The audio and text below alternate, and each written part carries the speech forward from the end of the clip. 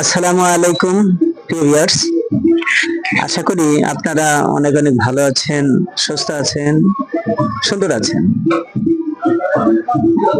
আমি আল্লাহর রহমতে মোটামুটি আছি, তবু দু একদিন ধরে একটু অসুস্থ বোধ করছি। আপনাদের দোয়া এবং আশীর্বাদ থাকলে ইনশাআল্লাহ কাটিয়ে ওঠা সম্ভব। তো প্রিয় সাথী ও ভাই বোনেরা, আমি আজকে আসলে একটা ভিডিও তৈরি করতে যাচ্ছি। সেটা হলো, আমরা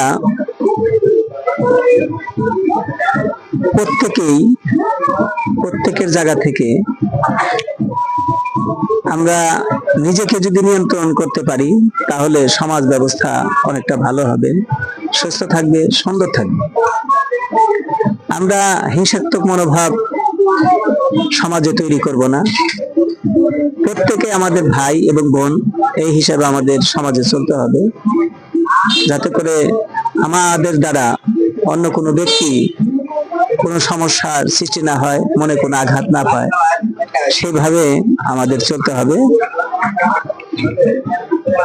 আর আমি বারবারই বলি যে অনেক বাড়ি ঘরে কাছাকাছি পুকুর আছে, পুকুরে অনেক পানার ফুল ফুটে আছে।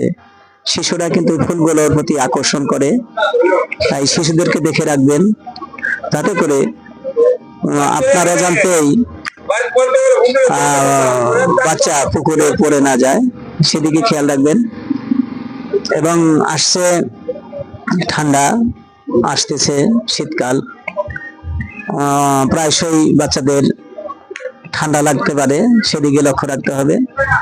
বাচ্চারা স্কুলে যায়, অভিভাবকরা সাথে যেতে হবে, যাতে করে রোড অ্যাক্সিডেন্ট, তারপরে বিভিন্ন ধরনের খারাপ চক্রের হাতে পড়তে পারে, সেদিকে লক্ষ্য রাখতে হবে।